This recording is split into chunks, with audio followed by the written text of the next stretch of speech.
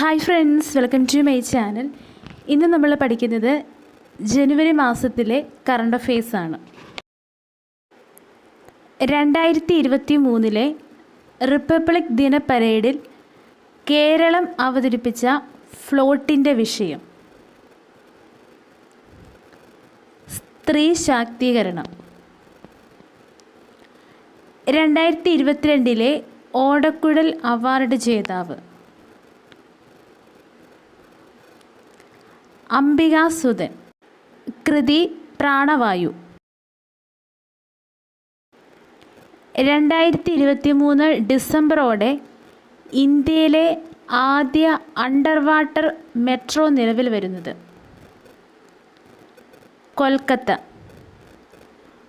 കേരളത്തിലെ ഫിഷറീസ്, സാംസ്കാരികം, യുവജനക്ഷേമം എന്നീ വകുപ്പുകൾ കൈകാര്യം ചെയ്യുന്ന മന്ത്രി സജി ചെറിയാൻ. 2023 ജവഹർലാൽ നെഹ്റുവിൻ്റെ സ്റ്റാമ്പ് പുറത്തിറക്കാൻ തീരുമാനിച്ച രാജ്യം ശ്രീലങ്ക. 2022 പത്മശ്രീ ലഭിച്ച മലയാളികൾ CI ഐസക്, സാഹിത്യം വിദ്യാഭ്യാസം. PP അപ്പുക്കുട്ടൻ പൊതുവാൾ, സാമൂഹ്യ പ്രവർത്തനം.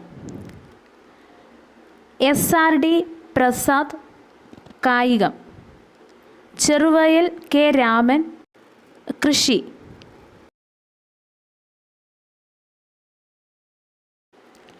(2023) റിപ്പബ്ലിക് ദിനത്തോടനുബന്ധിച്ചുള്ള പ്രധാനമന്ത്രിയുടെ രാഷ്ട്രീയ ബാല പുരസ്കാരം നേടിയ മലയാളി വിദ്യാർത്ഥി ആദിത്യ സുരേഷ്.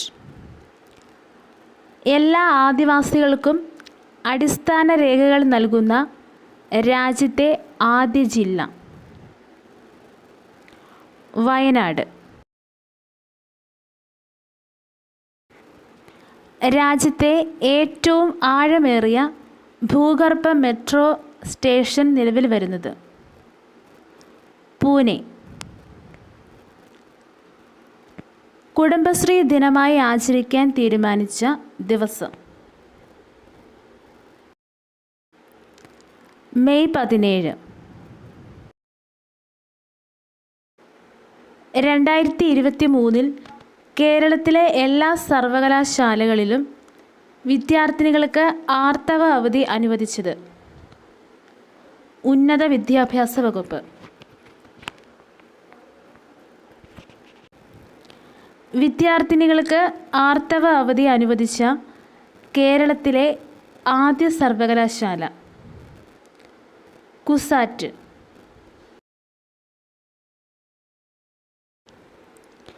പ്രഥമ ഫെഡറൽ ബാങ്ക് സാഹിത്യ പുരസ്കാര ജേതാവ്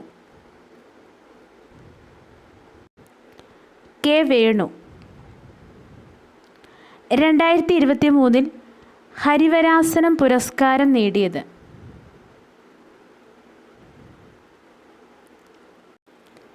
ശ്രീകുമാരൻ തമ്പി.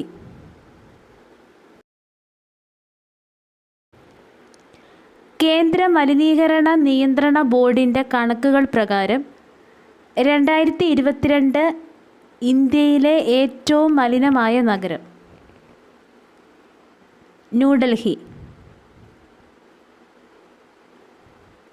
2023 ജനുവരിയിൽ സംരക്ഷിത സസ്യമായി കേന്ദ്ര വനം പരിസ്ഥിതി മന്ത്രാലയം പ്രഖ്യാപിച്ച സസ്യം നീലക്കുറിഞ്ഞി. 15ാമത് വൈക്കം മുഹമ്മദ് ബഷീർ സ്മാരക ട്രസ്റ്റ് പുരസ്കാരത്തിന് അർഹനായത് M മുകുന്ദൻ. കൃതി നൃത്തം ചെയ്യുന്ന കുടകൾ.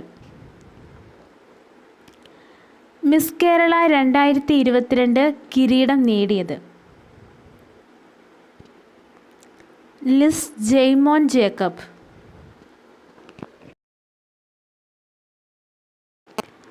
61ാമത് കേരള സംസ്ഥാന സ്കൂൾ കലോത്സവത്തിൽ ജേതാക്കളായത്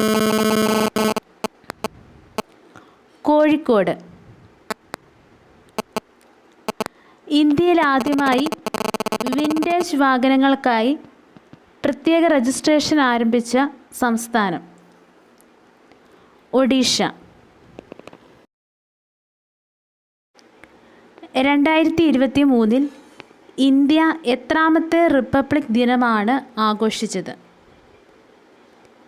74. 2023 G20 ഉച്ചകോടിക്ക് ആതിഥേയത്വം വഹിക്കുന്ന രാജ്യം? ഇന്ത്യ.